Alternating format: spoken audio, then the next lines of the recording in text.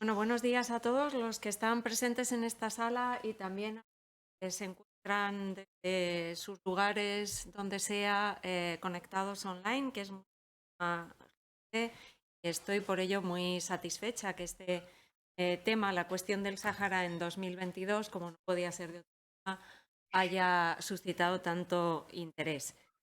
La jornada que tengo el gusto de presentar es una actividad del Grupo de Investigación de la Universidad Complutense de Madrid, Aplicación del Derecho Internacional, APLIDERINT, que yo soy la investigadora principal de este grupo, y es un grupo multidisciplinar formado por excelentes investigadores procedentes de distintos ámbitos del derecho público y de las relaciones internacionales. El coordinador de esta actividad es a mi derecha y es Carlos Brito. El grupo centra su objeto de investigación en los mecanismos de aplicación del derecho internacional y también, por lo tanto, en su aplicación, y puesto que el derecho internacional es derecho universal, pues la implicación de otras disciplinas o también de las relaciones internacionales, aparte del propio derecho, se explica fácilmente en el trabajo del grupo.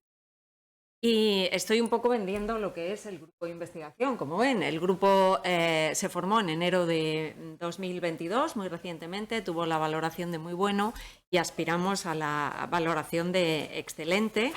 Y bueno, la verdad es que hemos hecho bastantes actividades en estos meses. Os animo a que entréis en nuestra página web. Quiero destacar, además de esta jornada de hoy, es el curso de verano del Escorial, que celebramos y que implicó en general a casi todos los miembros del grupo los procesos de paz y reconciliación y la reparación de las víctimas, objetivos irreconciliables.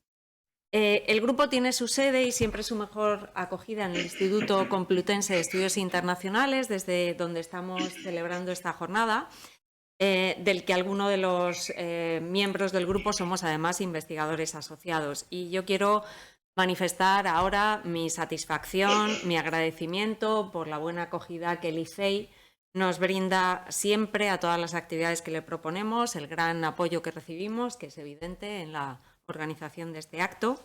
Entonces agradezco a todo el personal del ICEI su dedicación, su buena labor, y además me permitirán que mencione expresamente a su directora, María Isabel Álvarez, y a su secretario Antonio. Y vamos a nuestros ponentes. Hoy contamos con los mejores ponentes para abordar el tema que da título a esta mesa redonda, la cuestión del Sáhara en 2022, que es un tema candente y de especial interés para España y para los españoles. Se trata de los profesores Juan Soroeta Liceras, de la Universidad del País Vasco, e Isaías Barreñada Bajo, colega de la Universidad Complutense de Madrid y además también investigador adscrito al ICEI. Si me permites, Isaías, empiezo por nuestro colega de la Universidad del País Vasco, puesto que es nuestro invitado. Y bueno, veníamos hablando en el coche y me decía, no hables de nada de eso, de que si es director, de tal. Es una persona de siempre implicada en cuestiones del Sáhara y la verdad es que todo lo que me has dicho, bueno, pues muchas cosas se me han olvidado de las que me has dicho en el coche porque me has dado tantos conceptos. Es decir, es el abogado que lleva los... No. Explícate tú. Bueno, sí, no, simplemente presentaciones llevan mucho tiempo y no sirven para mucho, ¿no? Entonces, básicamente soy profesor de Derecho Internacional, llevo 30 y tantos años dedicándome a la investigación del conflicto saharaui. Le decía que el conflicto del Sahara es un conflicto que le permite a un profesor de Derecho Internacional dar toda la asignatura, porque desde el principio a fin de la asignatura, especialmente para ver cómo no se respeta el derecho internacional. Y luego, pues bueno, que formo parte del equipo de juristas, de asesores del Frente Polisario, con unos procedimientos que están en estos momentos ante el Tribunal de Justicia de la Unión Europea. Lo mejor que en este momento estamos en uno de los mejores momentos en ese sentido. Y ya está. Porque al final, que sí, no hace falta engordar el currículum, ya está. Sí, con eso es más que suficiente. Perfecto. Gracias. Y a Isaías sí que le voy a presentar un poquito y si él quiere añadir algo, encantada. Bueno, Isaías es profesor de Relaciones Internacionales de la Facultad de Ciencias Políticas y Sociología de la Universidad Complutense de Madrid, es coordinador del grado en Relaciones Internacionales, Él imparte las asignaturas de Política Exterior Española y Relaciones Internacionales del Norte de África y Oriente Medio. Fue el objeto de su tesis doctoral. Y también es codirector de un grupo de investigación complutense sobre el Magreb y Oriente Medio. Y es autor de varios artículos y 2 libros sobre el Sáhara Occidental. Sáhara Occidental 40 años después, del año 2016, y un reciente aquí cámara que es Breve Historia del Sáhara Occidental, Resistencia frente a la Realpolitik del año 2000.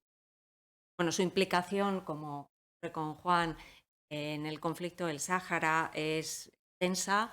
Ha participado en proyectos de investigación en materia y en la vertiente académica también ha estado implicado en cuestiones de derechos humanos, ayuda humanitaria, ha visitado los campamentos de refugiados de Tikuf, como ha hecho Juan. En fin, es miembro del Observatorio Universitario Internacional. ¿Quieres añadir algo, Isaías? Bien. Bueno, por el perfil de nuestros ponentes y por muy equidistante que yo trate de estar, y trataré de estarlo en alguna medida, es obvio que la jornada de hoy ha reunido a 2 activistas en favor de los derechos de la población saharaui. Y esto es algo sobre lo que ninguno de los participantes como asistentes en esta jornada debe llamarse a engaño. Debo decir que para establecer una equidistancia en las posturas y también en los roles de género, yo intenté invitar a alguna persona del PSOE o del Gobierno español que fuera principalmente mujer o preferiblemente mujer para participar en esta mesa y defender los últimos pasos que ha dado el Gobierno español en relación con la defensa de la autonomía para el Sáhara Occidental. Finalmente nadie ha podido venir, pero quiero agradecer a Hanna Yalul, que es portavoz del Grupo Parlamentario Socialista en la Asamblea de Madrid, sus esfuerzos por intentar que alguien viniera, pero desgraciadamente no ha podido. Y ya finalmente me voy a referir un poquito a la forma de interactuar en esta mesa redonda. Bueno, el objeto de la misma es principalmente el repaso de los más recientes acontecimientos y anuncios que se han producido respecto del Sáhara Occidental, pero no obstante, para la comprensión del público habrá que hacer algún repaso histórico de lo que hemos llamado la cuestión del Sáhara, ¿verdad?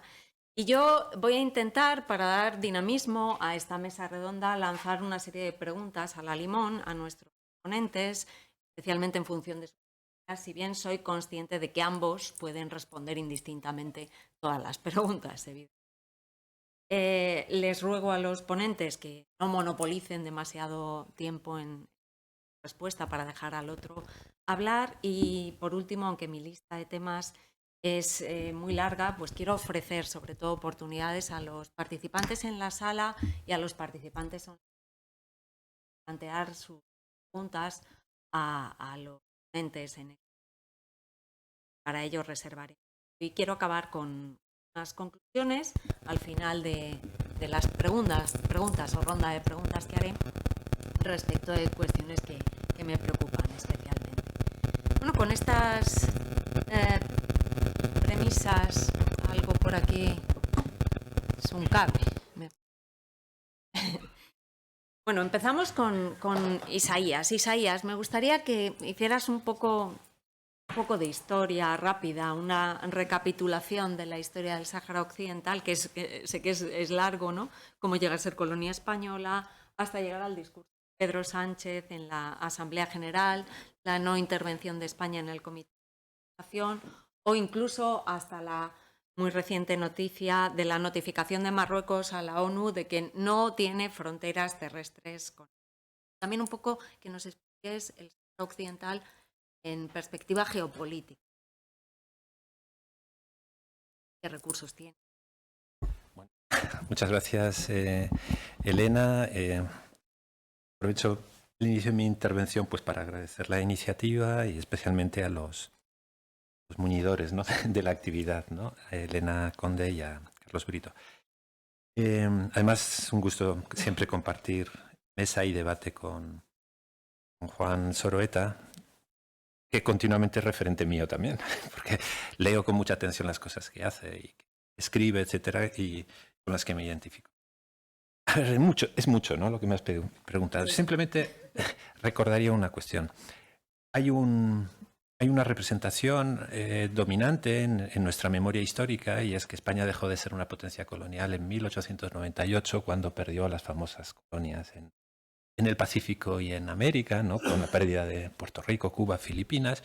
Pero es engañoso. España fue una potencia colonial, o fue por lo menos un actor colonial, hasta 1976. No olvidemos eso. Y lo fue fundamentalmente en el norte de África y en el Golfo de Guinea. Recordemos que España, digamos, abandona el protectorado de Marruecos en 1956 y 2 años después la parte sur, en el 58, que concede la independencia de Guinea Ecuatorial en 1968, hace 2 días. Y que queda la cuestión del Sahara hasta 1976. Y por mucho que se hubiera provincializado este territorio en 1958 para esquivar las obligaciones de descolonización en esa época, el Sáhara Occidental era una colonia. Era una colonia con todas las implicaciones que tenía. Dominación, explotación, discriminación, racismo. Hace un momento estaba hablando con Juan precisamente de la visión, de la misión o de la visita de la misión del Comité de Descolonización de Naciones Unidas al Sáhara Occidental en mayo de 1975, unos pocos meses antes de que España se retirara. Y había un hecho llamativo que queda reflejado en el informe de la misión visitadora, y es que las ciudades del Sáhara Occidental estaban llenas de pintadas denunciando la colonia española y el racismo, porque había... El colonialismo español en el Sáhara no fue un colonialismo benigno, fue un colonialismo, punto. Y lo fue hasta muy tarde, 1976. Recordemos también que la colonia española en el Sáhara Occidental es tardía, de finales del siglo XIX, y no es tanto por la búsqueda de recursos o de fuerza de trabajo, sino inicialmente fue por motivaciones de carácter geopolítico. España no quería que se instalara en la costa occidental de África otra potencia colonial occidental que pusiera en cuestión la españolidad de las Islas Canarias. Ese fue el motivo original. Obviamente luego se complica y aparecen pues recursos naturales y hay otras dimensiones, ¿no? España, como sabéis, se retira vergonzosamente y sobre todo de manera irresponsable del Sáhara a final desde el verano del 75, y concluye el proceso de salida, que no de descolonización, en febrero de 1976. Por lo tanto, al renunciar a sus obligaciones, a sus deberes, ¿no?, como potencia administradora de un territorio colonial, España fue y ha seguido siendo, ¿no?, corresponsable de lo que ha ocurrido y que ocurre en el Sáhara, ¿no? Es corresponsable de la entrada de Marruecos y Mauritania con los famosos acuerdos tripartitos de Madrid de noviembre del 75. Es corresponsable pues de la cesión efectiva del territorio, del desplazamiento de la población, por lo tanto también de la violencia.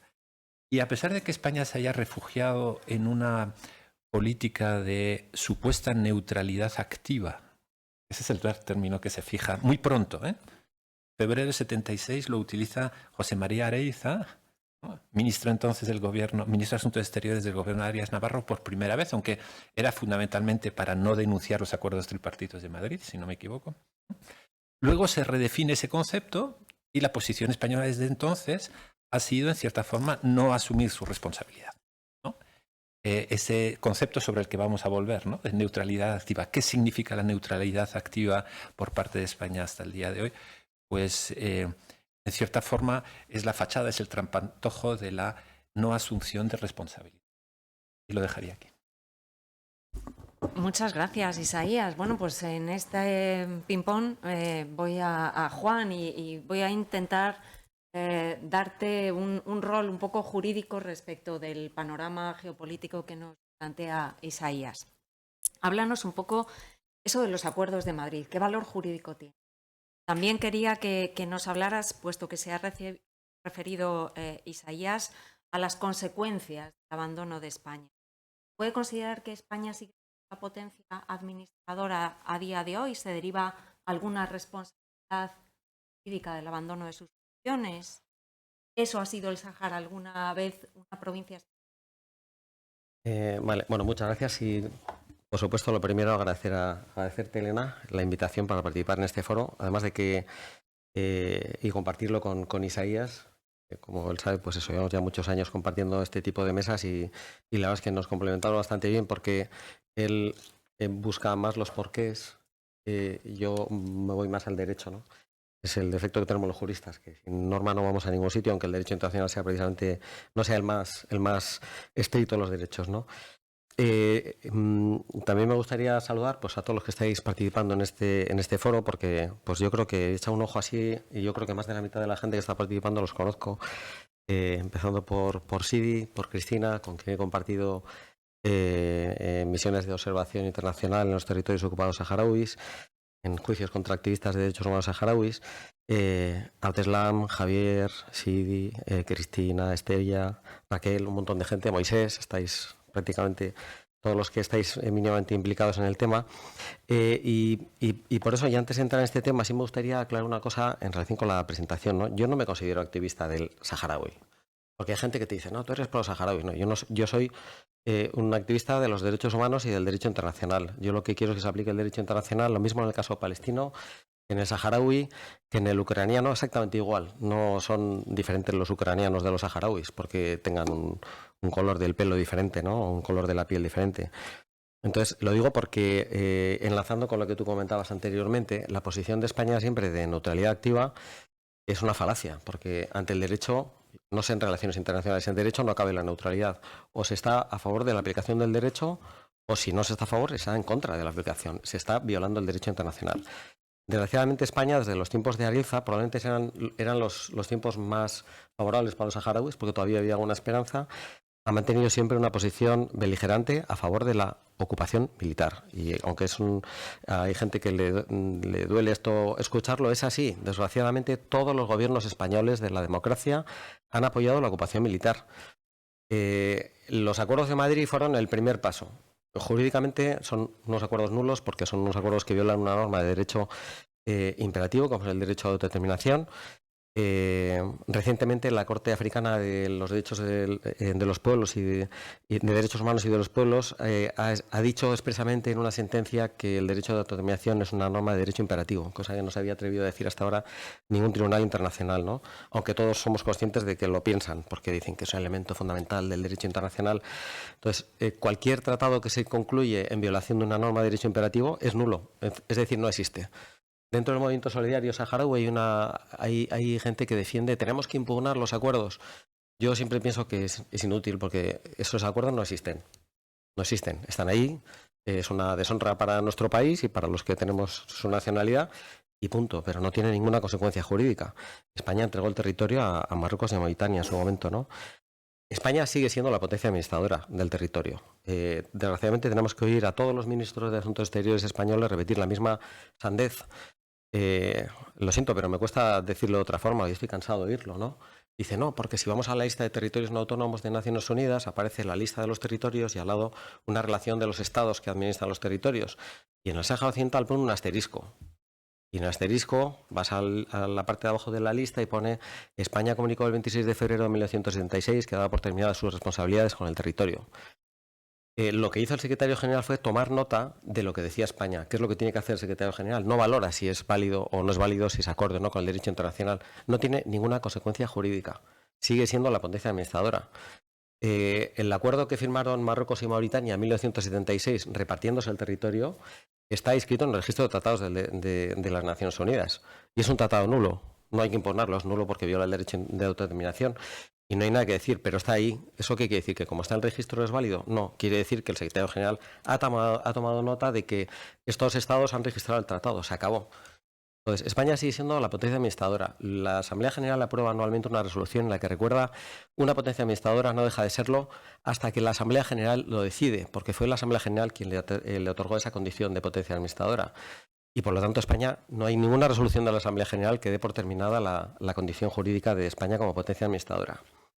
Y desde el punto de vista español, hay 3 autos de 2014, uno de ellos de Grande Marlaska, el actual ministro del Interior, que en memoria de pez, que decía el Sáhara Occidental, es decir, cuando se le planteó si la Audiencia Nacional debería seguir adelante con la querella contra los autores de crímenes de guerra contra la población y de genocidio contra la población saharaui, cuando veían el territorio los que se han producido hasta la actualidad, la Audiencia Nacional preguntó a la Fiscalía, y la Fiscalía hizo un informe que luego siguió la Audiencia Nacional, en el que se dice que no debe archivar este procedimiento porque el principio aplicable no es el de jurisdicción universal, el que había despertado Garzón, sino el principio de territorialidad. Los tribunales españoles son competentes para entender de lo que ocurre en el Sáhara Occidental en la época de la colonización y hoy en día. Lo dice Grande Marlaska, en 3 autos de la Audiencia Nacional. Entonces ya no es porque lo diga el derecho internacional, es que lo dice también el derecho interno español, aunque los ministros españoles se dediquen a repetir una y otra vez la misma historia, ¿no? La consecuencia, pues que España viola el derecho internacional. Otra cosa es ante quién se puede impugnar esa violación. Ese es el gran problema que tiene el derecho internacional, ¿no? Pero España está violando el derecho internacional. Siempre se suele poner como ejemplo Timor Oriental como un ejemplo de lo que hizo la potencia administradora. Portugal defendió siempre. Hay que recordar que Timor Oriental fue ocupado el mismo mes del mismo año, en noviembre del 75, por Portugal, por Indonesia, la potencia regional, en el mismo momento que el Sáhara Occidental fue ocupado por Marruecos.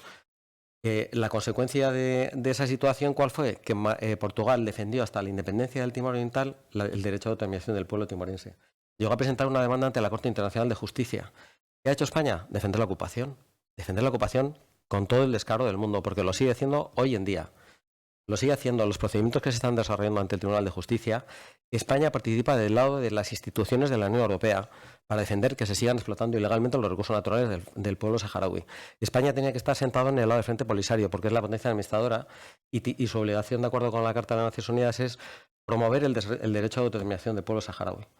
Me callo, que es que me voy calentando. Perdón si me pasa un poco. Perfecto. Además, vosotros tenéis vida propia. Yo tengo mi lista de preguntas, pero luego ya me las tengo que ir adaptando. Me gustaría, Isaías, que hablaras un poquito en relación con últimos acontecimientos. ¿Cuáles son los principales apoyos que tiene Marruecos? ¿Cuál es el reconocimiento internacional a las aspiraciones? ¿Hay saharauis que han abandonado la causa saharaui para unirse a Marruecos? Trump y el reconocimiento del Sáhara como parte de Marruecos. Y bueno, finalmente con esta cuestión también quería un poco, pregunta un poco para los dos, ¿no? ¿Cuál es el sentimiento popular en Marruecos? ¿Cómo consideran de su territorio? ¿Cuál es el sentimiento? Por lo Empezamos por Isaías. Ay, perdón. Bien,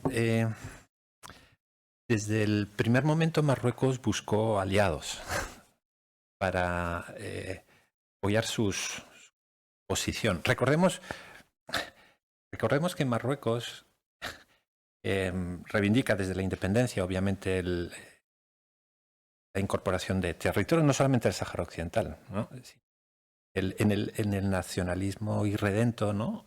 Marroquí, las reivindicaciones llegan hasta el río Senegal, es decir, que incluyen incluso Mauritania, ¿no? Y durante algunos años el gobierno marroquí tuvo un ministerio para la recuperación de Mauritania, no olvidemos eso. Es decir, que forma parte de una percepción de recuperación de territorios que supuestamente fueron esquilmados por el colonialismo. Digamos, lo que ocurre en noviembre del 75 con el acuerdo tripartito, en cierta manera, es la realización de una parte de su programa de recuperación. Ante el inicio de la guerra, la resistencia saharaui fundamentalmente, y también la posición de Naciones Unidas, que obviamente no asume los hechos consumados, Marruecos busca apoyos y los va a buscar en Europa, lo va a buscar en el bloque occidental. Recordemos que Marruecos hace valer su alianza occidental, especialmente con Estados Unidos, en un momento en que Estados Unidos no tenía muy claro qué iba a pasar con la España postfranquista, ¿no? Recordemos que el miedo era que el ejemplo de Portugal, después de la Revolución de los Claveles, se extendiera y la península ibérica en su conjunto no fuese, digamos, un aliado. Por lo tanto, Estados Unidos va a apoyar a Marruecos en sus reivindicaciones. En la Organización para la Unidad Africana, Marruecos va a desempeñar un papel también para buscar aliados, ¿no? Y lo va a hacer en clave, además, aprovechando vinculaciones con Francia. Marruecos siempre ha tenido en el centro de su política exterior la búsqueda de apoyos a su posición respecto al Sáhara. Y eso es una constante hasta el día de hoy.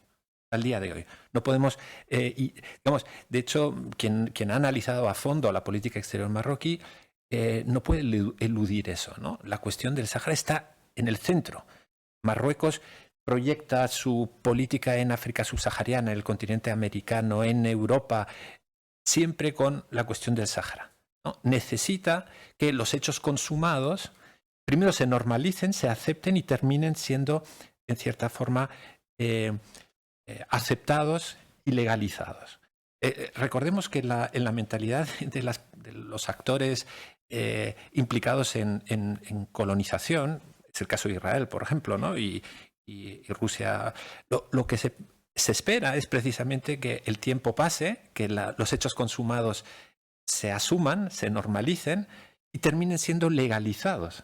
Marruecos está, de hecho, en este momento en la fase en la que dice a la comunidad internacional: esto es irreversible. Llevamos 46 años aquí, hemos desplegado las instituciones. El siguiente paso es hacer lo que hizo Trump. Es decir, que dar simplemente el reconocimiento bilateral, ¿no? Lo que no significa que cumpla con la legalidad internacional, porque reconocer un ilícito internacional es en sí mismo un ilícito. Es decir, la declaración del presidente Trump en diciembre del año 20, unos días antes de dejar la Casa Blanca, es en sí mismo también contraria al derecho internacional. Y de hecho la administración norteamericana yo creo que no está sabiendo muy bien cómo salir de la situación general. Marruecos, por lo tanto, va a hacer de la cuestión del Sáhara el trasfondo de sus relaciones con muchos actores y en particular con España. De hecho, la última crisis con Marruecos tiene como trasfondo la cuestión del Sáhara.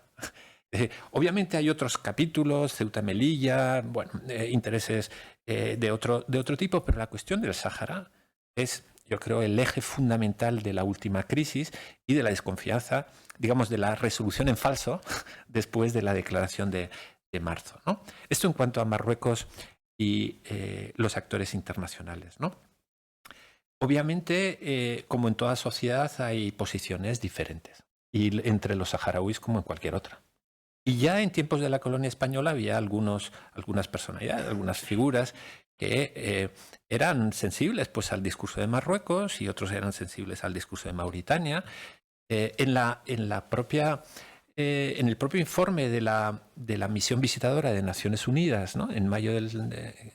Tuvo lugar en mayo del 75 y que se publica en octubre. Curioso, ese informe es muy interesante.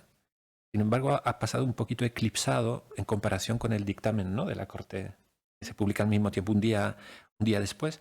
Sin embargo, en el informe se dice claramente: hemos visto a una población que claramente está identificada con la descolonización, que es la base social del Frente Polisario. Son ultraminoritarios los partidarios de las posiciones de Marruecos y son invisibles los partidarios de la posición de Mauritania. Es tajante, ¿no?, el informe. Marruecos ha contado siempre, obviamente, con algunos colaboracionistas. De hecho, recordemos que el partido fantasma que crea la administración española, precisamente para supuestamente defender las posiciones pro-españolas, ¿no?, en un referéndum, el PUNS, el Partido de Unión Nacional Saharaui, que se disuelve a los pocos días de que la misión visitadora se vaya. Muchos de ellos, no todos, algunos se pasan al Frente Polisario, pero otros acabarán en Marruecos. De hecho, con cargos o encabezando incluso el Comité Real para Asuntos Saharianos, el CORCAS, ¿no? Son personalidades que están todavía vivas hasta el día de hoy. Sí, hay una parte del pueblo saharaui que probablemente sea receptiva, ¿no?, a las posiciones, pero aunque no tenemos datos objetivos, no hay sondeos, no hay posibilidad de medirlo, yo estoy plenamente convencido que la mayor parte de la población saharaui no participa de esa posición, ¿no? Y no estoy dando por sentado de que todos los que están en la diáspora o todos los que están en los campos de refugiados piensan de la misma forma. ¿no? Pero incluso visitando los territorios ocupados, uno percibe que hay una identidad saharaui a la que no se renuncia y que la mayor parte de la acción colectiva que tiene lugar hoy en las zonas ocupadas, ¿no?, puede ser de base socioeconómica. Se pide empleo, se pide no discriminación, pero al final hay un componente de reivindicación nacional y de demanda de autodeterminación. Por lo tanto, tiendo a pensar de que la posición mayoritaria no es esa.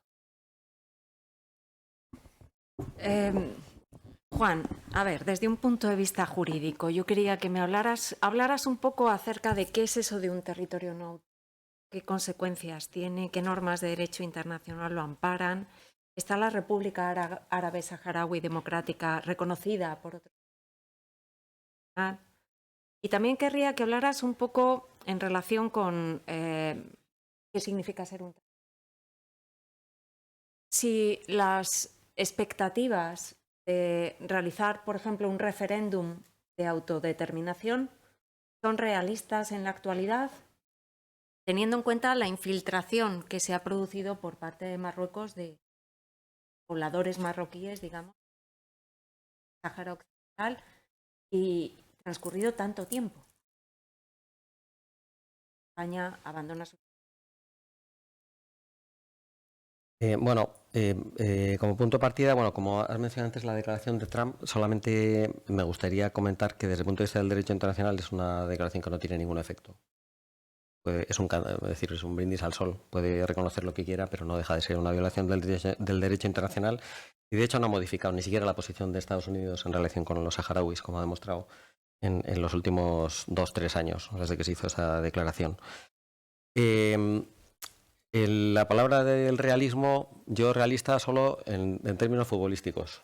En el derecho creo que no se puede hablar de realismo porque estamos apoyando la consolidación de una violación grave del derecho internacional si hablamos de realismo. Antes lo comentábamos, ¿no? A los ucranianos habría que decirlos, siendo realistas, mira, vais a perder el Donetsk, vais a perder Lugansk, vais a perder Crimea y cuanto antes hagáis mejor porque va a morir menos gente y va a costar menos reconstruir el país, ¿no? Si el realismo supone ceder al más fuerte, pero yo como jurista desde luego me pongo absolutamente. Si los saharauis aceptan una autonomía, no tengo nada que decir, pero serán ellos los que lo tengan que hacer. Yo como jurista lo único que puedo decir es que el derecho a autodeterminación, que es el derecho que tienen los pueblos recogidos en esa lista de territorios no autónomos, es el derecho a decidir en un referéndum su futuro, y ese futuro pasa por tener una opción. Ya se acordó en el año 91 en el Plan de Paz, pero es independencia o integración. Autonomía es igual a integración. Le pueden llamar como quieran, le pueden llamar autonomía, le pueden llamar... Sigue siendo una de las dos opciones. Y en estos momentos la integración y la autonomía constituye es apoyar la ocupación militar del territorio. La República... Bueno, voy a seguir un poco por el tema este del realismo del referéndum. El referéndum se puede hacer en cualquier momento. El censo está hecho. En Marruecos y Francia siempre dicen, no, hay problemas técnicos a estas alturas, el referéndum se puede hacer porque el censo lo hizo Naciones Unidas. Siempre se critica, nosotros como profesores de Derecho Internacional, pues solemos sacar la cara a Naciones Unidas, no porque sea ninguna panacea de nada, pero yo creo que es importante decir que cuando a Naciones Unidas se le deja trabajar, lo hace con rigor. Y Naciones Unidas, la MINURSO, a pesar de que ahora mismo tiene un papel que nadie sabe en qué consiste, porque está ahí para organizar el referéndum, es misión de Naciones Unidas para el referéndum. Marruecos y Francia hace tiempo que quieren cambiar la denominación de la operación porque esa R molesta mucho ahí, porque recuerda para qué está la MINURSO. La MINURSO tenía que confeccionar el censo y lo hizo. El censo está hecho, se puede actualizar en un mes, está actualizado. ¿Por qué no se celebra el referéndum? Porque Francia y sus aliados en el Consejo de Seguridad vetan cualquier resolución que suponga, porque esto sería muy sencillo, el Consejo de Seguridad reunido en sesión de hoy decide, actuando en el ámbito del capítulo 7 de la Carta, que hay un plan de paz negociado libremente por las partes que establece que se va a celebrar un referéndum en el que se va a preguntar a la población si quieren que el territorio sea independiente o forme parte de Marruecos, con un censo que ya ha sido confeccionado por la MINURSO siguiendo los criterios de las dos partes, y el Consejo de Seguridad se asegurará de que las dos partes respeten el resultado del referéndum. Ya está, así se solucionaría, pero ahí está el veto de Francia, ¿no? Y ahora clama al cielo por el derecho de veto de Rusia en el Consejo de Seguridad, que se acuerde también cuando lo utilizan ellos, que lo utilizan habitualmente en el tema del Sáhara Occidental. Y Y luego, en relación con la República Árabe Saharaui Democrática, es importante que se sepa que es un Estado. Para los Estados europeos no es un Estado, pero en la Unión Africana es un Estado. Y su condición de Estado le ha permitido, entre otras cosas, presentar una demanda contra una empresa, entre otras muchas, ¿no? Ante los tribunales de Sudáfrica, un país que reconoce a la República Saharaui, una demanda contra un buque que transportaba fosfatos robados del Sáhara Occidental, que se dirigía hacia Nueva Zelanda, iniciar un procedimiento y que el tribunal haya condenado a esta empresa a entregar los fosfatos a la República Saharaui por ser la propietaria de esos recursos naturales. Claro que tiene consecuencias. Quizás lo que le falta un poco a la República Saharaui es un poco de activismo como Estado, activismo estatal. Ejercer todas las opciones que le ofrece el derecho internacional para complicar las cosas a todos los estados, es decir, a Marruecos, a la Unión Europea. Y bueno, no sé si ya por ahí, luego hablaremos del Tribunal de Justicia y yo arranco y ya no paro. Así que tú párame tranquilamente. Muy bien. Isaías, bueno, nos ha hablado antes Juan acerca de la posición de España en el tiempo. Decía que realmente el gobierno español nunca ha amparado como tal la causa saharaui. Era una de mis preguntas, tú también lo has mencionado, ¿no? Si ha habido algún pronunciamiento claro a favor del referéndum. Y yo, una pregunta que me hago es, Marruecos es un país poderoso, aprieta el grifo migratorio. ¿Ha sido eso determinante para el anuncio de Sánchez a favor de la autonomía? ¿En qué situación se encuentran Ceuta, Melilla, las Canarias, el asunto de Ibrahim Gali? Y luego, ¿ha sido inteligente desde tu punto de vista ese anuncio por parte de Sánchez en el contexto de guerra de Ucrania, crisis política y poniendo en peligro nuestras relaciones con Argelia? Es mucho, ¿eh? Sí. No voy a entrar en poner etiquetas si Marruecos es un Estado poderoso o no poderoso. Marruecos es un Estado con una serie de capacidades y con una serie también de debilidades, ¿no? Y de fragilidades.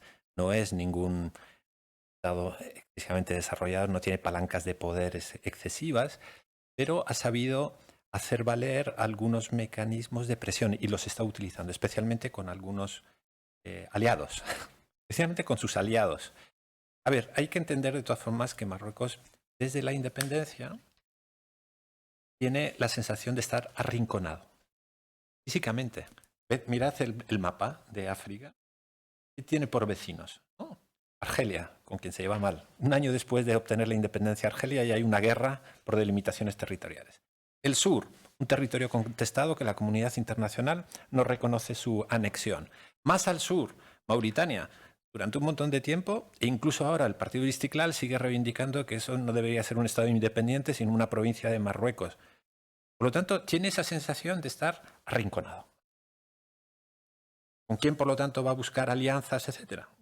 Con vecinos lejanos, Europa, Estados Unidos, las monarquías del Golfo, etcétera, ¿no? Esa es la sensación.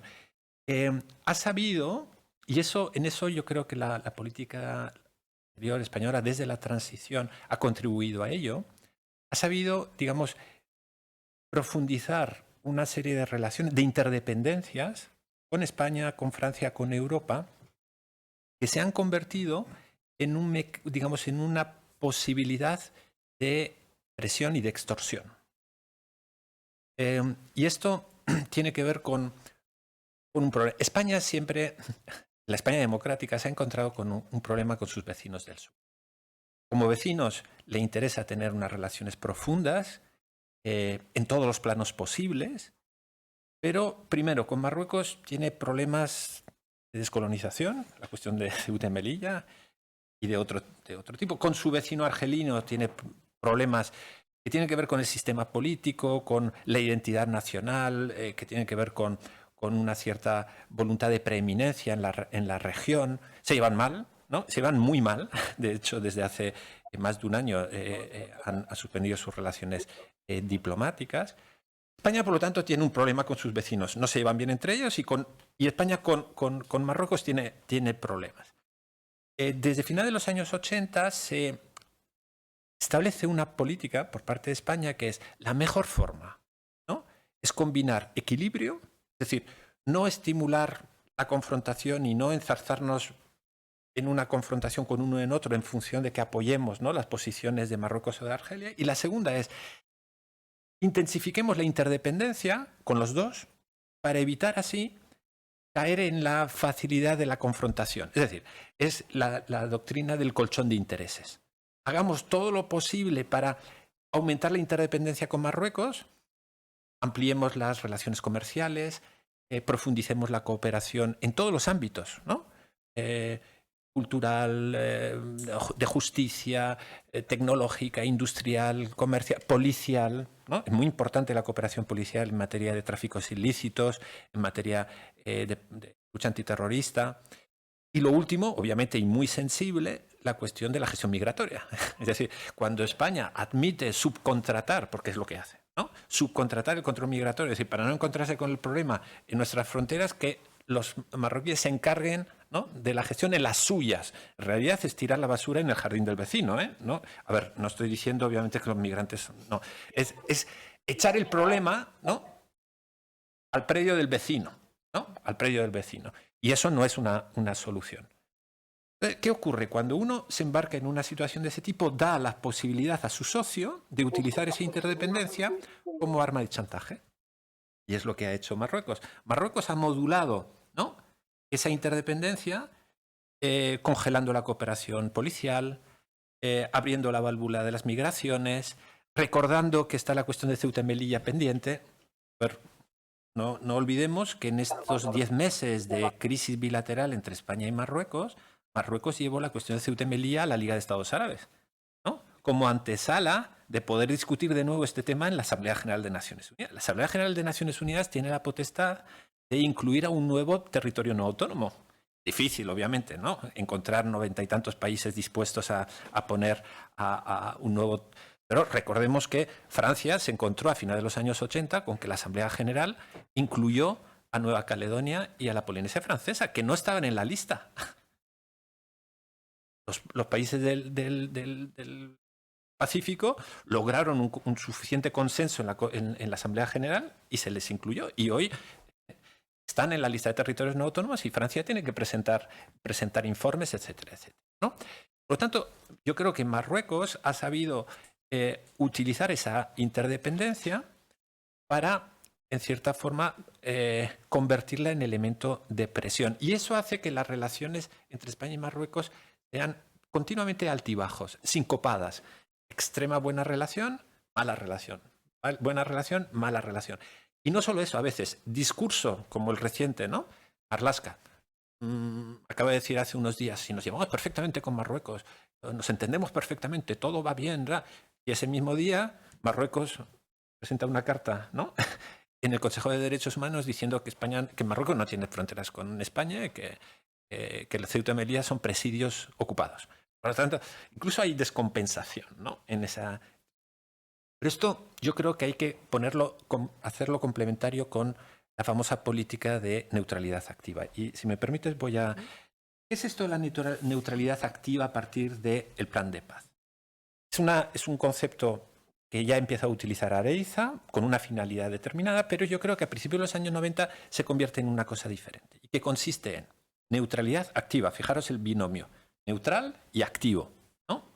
Se combina neutralidad y, bueno, pues eso significa, de forma simplificada, quiero estar en la foto, pero no quiero estar en primera línea, ¿no?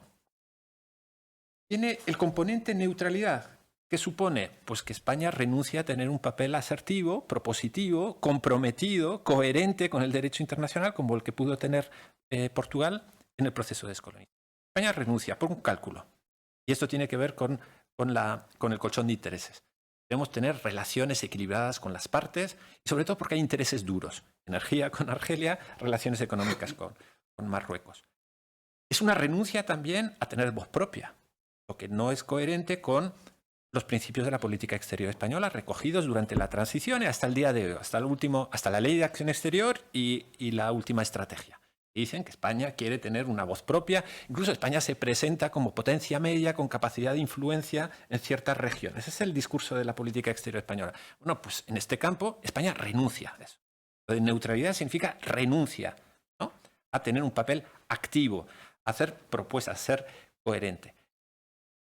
¿Qué es la otra parte? Neutralidad activa. Lo activo. Bueno, lo activo es, y se ha convertido en una especie como de argumento de protección. España apoya los esfuerzos de Naciones Unidas, del secretario general, del enviado personal del secretario general, que es una figura que se crea en el 97, me parece, ¿no?, con Baker, ¿no?, por primera vez. Es una figura, digamos, designada por el secretario general para apoyar el trabajo de facilitación y de mediación. España participa en el grupo de amigos del Sáhara. Es un grupo conformado por 4 miembros permanentes del Consejo de Seguridad más España. El que no está es China, muy particular, que también es el que prepara los borradores, pero que se ha convertido realmente en el muro de contención precisamente de la aplicación del derecho internacional. Es contradictorio, ¿no? Un organismo, un grupo informal que al final se ha convertido yo creo, en una de las principales rémoras del proceso. España se presenta como el primer donante de ayuda, ¿no? A ver, esto es totalmente incoherente. ¿Quieres estar? No te comprometes. Participas y apoyas, incluso das dinero a la MINURSO sin poner soldados, pero pones dinero, ¿no?, para estar presente. Una cuestión que no se conoce mucho, pero España intenta fomentar diplomacia de segunda vía, es decir, diplomacia paralela para facilitar vías de entendimiento, cayendo en otro ámbito en el que no vamos a entrar ahora mismo, que es el de las soluciones imaginativas. A ver, cuando se habla de soluciones imaginativas, ojo con el derecho internacional, porque es lo primero que va a la papelera, ¿no? Lo de las soluciones imaginativas en el caso de Palestina fue Oslo y 30 años de estancamiento. Por lo tanto, lo de las soluciones imaginativas, cuidado, ¿eh? Cuidado, porque en diplomacia esto es Esta yo creo que es la extorsión, por un lado, en unas relaciones que supuestamente son intensas, y por otro, neutralidad activa, que sirve de espejismo. Gracias, Isaías. Y ahora, Juan, en ese marco de neutralidad activa, de colchón de intereses, quiero que nos hables un poco acerca de cuál ha sido la postura de la Unión Europea y cuál ha sido también la postura de España desde el punto de vista, en ambos casos, jurídico, ¿no? Por ejemplo, en el caso de las delimitaciones marítimas de España con Marruecos. Y también en el marco de las sentencias del Tribunal de Justicia de la Unión Europea relativas a los acuerdos de pesca de la Unión Europea con Marruecos. Y después, este es un anuncio, un compromiso. Voy a lanzar a ambos una serie de preguntas para concluir y ya dar paso a nuestros invitados aquí en la sala y online para que las preguntas. Juan. Muy bien. Muchas gracias. Bueno, yo lo primero que descartaría, una cosa que es un término que se utiliza en el mundo de las relaciones internacionales, esa denominación de neutralidad activa. Porque la participación de España en el grupo de amigos, vaya nombrecito le pusieron. Yo le dije al secretario de Estado español, le dije, en vez de llamaros el grupo de amigos del Sáhara Occidental, deberíais llamar el grupo de amigos del conflicto del Sáhara Occidental. Porque vosotros lo que estáis haciendo es mantener el conflicto indefinidamente. Porque esto de buscar una solución mutuamente aceptable que respete el derecho a autodeterminación cuando una de las partes ha dicho no va a haber autodeterminación, es que no tiene ningún sentido. Ni es creíble, ni es realista, ni es nada. O sea, es una propuesta. Pues España está participando dentro del grupo de amigos manteniendo una posición activa no de neutralidad, sino de ocupación. Lo siento, pero es que es así. Es que los estados que forman parte del grupo de amigos lo que están haciendo es apoyar son de ese grupo de amigos emana el proyecto de resolución que aprueba el Consejo de Seguridad, en la que utiliza esa terminología en la que está diciendo, pues apoya cuando España dice apoya las resoluciones del Consejo de Seguridad, claro, tú eres el que lo estás proponiendo y sabes que eso es absolutamente inviable. O sea, estás diciendo que se apoye, que se respete el derecho de autodeterminación, pero sin que haya un referéndum de autodeterminación. Pues me cuenta usted cómo se hace eso, ¿no? En relación con la posición de la Unión Europea, España, desde que se marchó del Sáhara Occidental, y la Unión Europea o las comunidades europeas, desde que España ingresó a las comunidades europeas, ha apoyado la ocupación.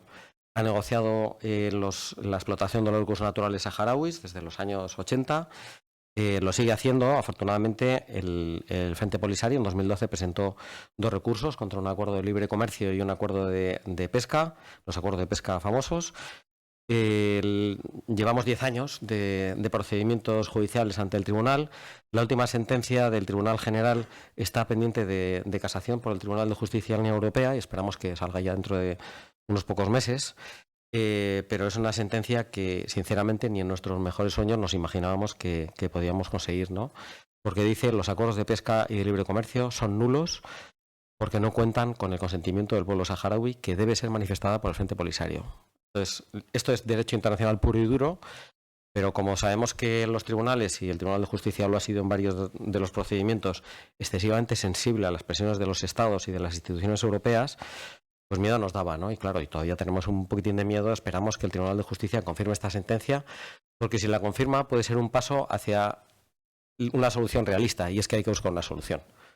Hay que buscar una solución porque la Unión Europea se va a encontrar con que no, si se confirma esta sentencia, no puede negociar con Marruecos la explotación de los recursos naturales saharauis, y le cierra las puertas a muchos acuerdos y va a crear muchos problemas en las relaciones comerciales entre España y Marruecos, ¿no? Y la Unión Europea. Y ya es hora de que de una vez por todas se convenzan de que hay que buscar una solución.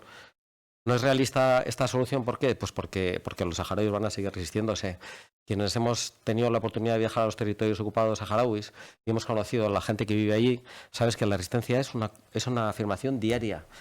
Y no se van a bajar del burro. Y esto no se va a acabar nunca mientras no se busque una solución. Y esta solución no va a llegar mientras no haya un referéndum de autodeterminación. Y bueno, ¿era realista pensar que Timor Oriental se iba a convertir en un Estado? Pues bueno, la situación de los timoreses era infinitamente peor que la de los saharauis. Eran 4 con un Kalashnikov en la punta del monte. Así. ¿Y por qué se resolvió? Pues porque hubo un conflicto interno en Indonesia y al final decidieron quitarse este problema de encima. Y Marruecos es un polvorín. Yo he participado como abogado internacional también en procedimientos contra un macro procedimiento contra los activistas del RIF, y era lo mismo, exactamente lo mismo, condenas de penas entre 20 años y cadena perpetua, se están pudriendo en la cárcel, gente que lo único que está defendiendo, y además si tenéis la oportunidad de hablar con gente de ese movimiento, de verdad, son de quitarse el sombrero, gente seria, no dicen una palabra fuera del hogar, y me decían en privado, porque esto en Marruecos sería un delito, dice, ahora nos damos cuenta de que nos están dando el mismo jarabe que le llevan dando 40 años a los saharauis, pero no lo podemos decir.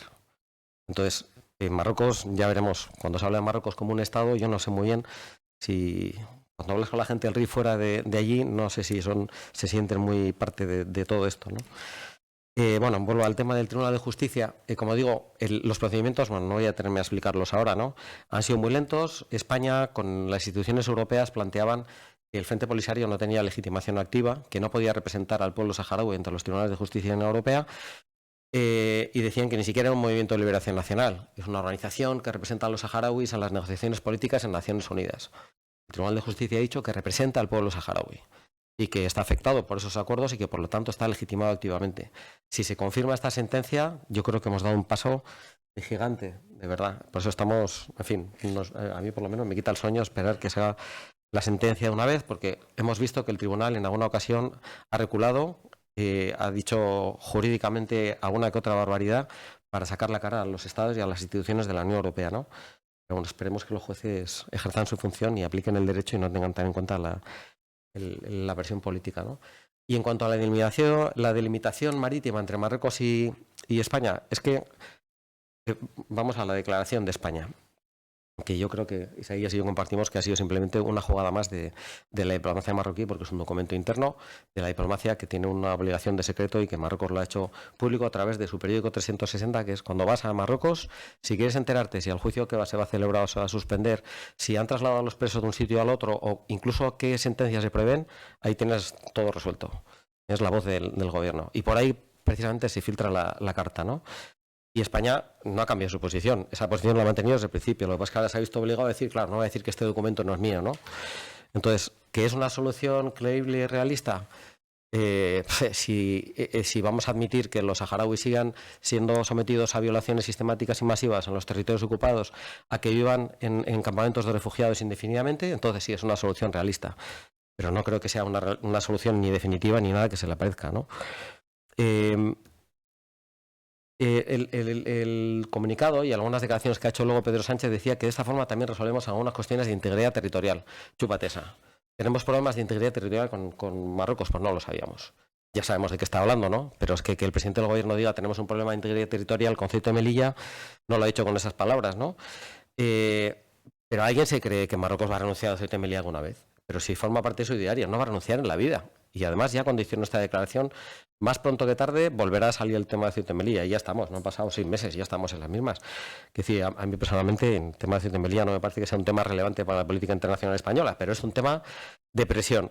Entonces, no se han delimitado las aguas entre Marruecos y España y no se van a delimitar. Porque esta declaración que ha hecho España no sirve, España no va a tener el valor, porque va a ser condenada inmediatamente, de dividirse las aguas jurisdiccionales del Sáhara Occidental con Marruecos, porque estaría violando el derecho internacional. Y hay vías jurídicas, ahí sí, claramente establecidas por el Convenio de Montego-Bay, para perseguir a un Estado que está violando el derecho internacional en ese ámbito, ¿no? España no lo va a hacer. España hace declaraciones, pero no se va a sentar con Marruecos a resolver su contencioso territorial, porque el Sáhara Occidental sigue siendo un problema y no se va a resolver hasta que el Sáhara Occidental tenga una subjetividad internacional, que se convierta en un Estado. Gracias, Juan. Pues ahora lanzo mis preguntas para concluir a ambos ponentes. Ruego brevedad para que ya pasemos al diálogo con antes. A ver, yo algunas preguntas que me han venido a la cabeza son las siguientes, ¿no? ¿Creéis que el Sáhara en momentos actual en donde rápido Europa pasará al olvido? Tened en cuenta, y yo aquí manejo un dato, la mayoría de los alumnos de Derecho lo es autónomo y que la potencia administrativa. Otra cuestión que también me ha preocupado son las memorias del Sáhara en España. Se intenta borrar su... Y los ciudadanos españoles finalmente del Sáhara. ¿Han conocido realmente el Sáhara a través de la anuncio de Sánchez y se han posicionado solo por eso? ¿Importa el Sáhara? Y con esto ya, una vez que respondan nuestros ponentes, daría paso a la participación de... Isaías, ¿empiezas tú? Sí. En los estudios sobre conflictos, que hay mucha elaboración y hay mucha... Es un campo casi, ¿no? de los estudios internacionales, pues los análisis de conflictos, análisis de procesos de resolución, de mediación, etcétera, etcétera. Hay un campo que es la clasificación, categorización de los conflictos, y hay una modalidad que está teorizada, que está muy trabajada, que es la de los llamados conflictos enconados, ¿no? No congelados, porque el conflicto congelado es una contradicción en sus términos, porque el conflicto es un hecho social y los hechos sociales no se congelan, ¿no? Se congelan los procesos a lo mejor de diálogo político, pero el caso de los conflictos complejos no resueltos, que en lengua inglesa se suelen llamar intractable conflicts, ¿no? No son intratables, sino enconados, complejos, ¿no? Casi no llegan a ser irresolubles, pero casi. Y siempre se ponen algunos ejemplos, ¿no? El caso de Palestina, por ejemplo, que con el tiempo se ha complejizado enormemente, y también el caso del Sáhara, ¿no? También el caso del Sáhara. Y ante eso, algunos autores lo que plantean es que, desgraciadamente, ante la dificultad de asumir los costes de una resolución política de conflictos que se han complejizado con el tiempo, coste político cada vez mayor, porque tienen muchas dimensiones, pensar que en el caso del Sáhara, desde el 76 al día de hoy, pues más de la mitad de la población es población de origen marroquí. Una solución de ese tipo tiene que incluir eso en la ecuación, ¿no?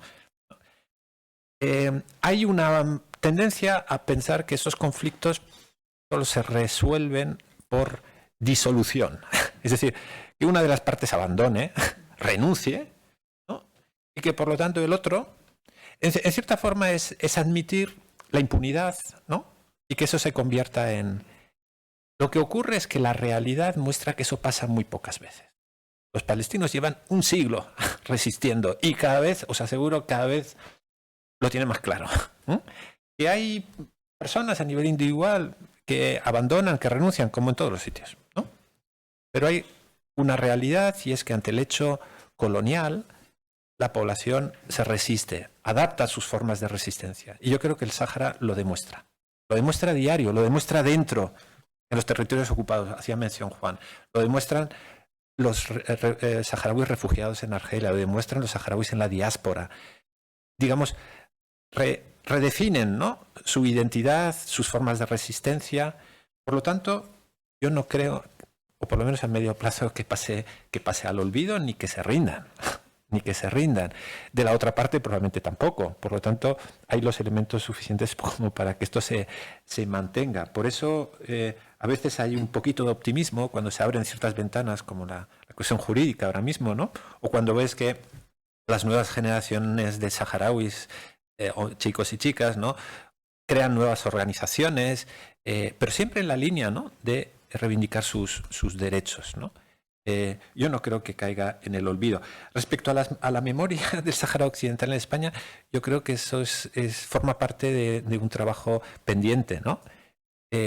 Nuestra memoria más amplia, colonial, es un tema pendiente que no está presente en la educación básica, que no está presente ni siquiera, que cada vez lo está más en la academia, por ejemplo, ¿no?, el recuperar todo ese...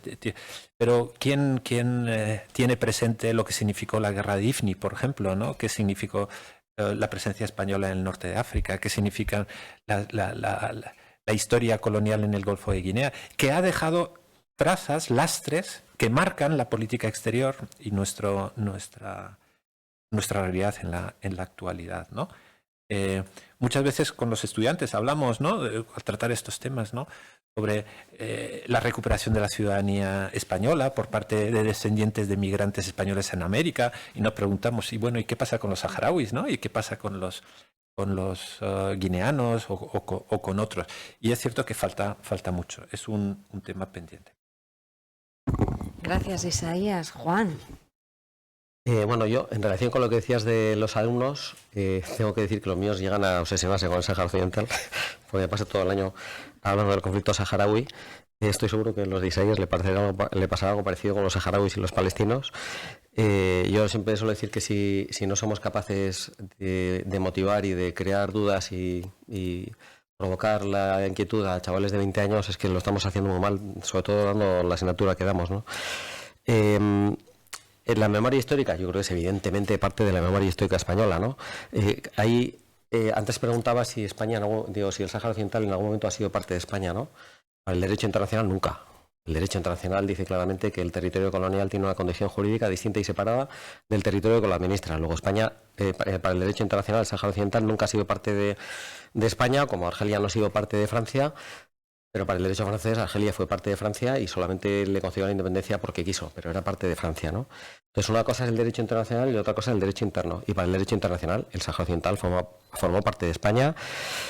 La cuestión de la nacionalidad creo que es un arma de doble filo, porque yo creo que no es una solución para el pueblo saharaui, ¿no? Es una solución personal para la gente que no es que sientan la llamada de la madre patria, sino que lo que quieren es tener documentos y poder vivir tranquilamente y poder tener acceso al trabajo con una documentación. Y si tienen la nacionalidad española, pues mucho más, ¿no?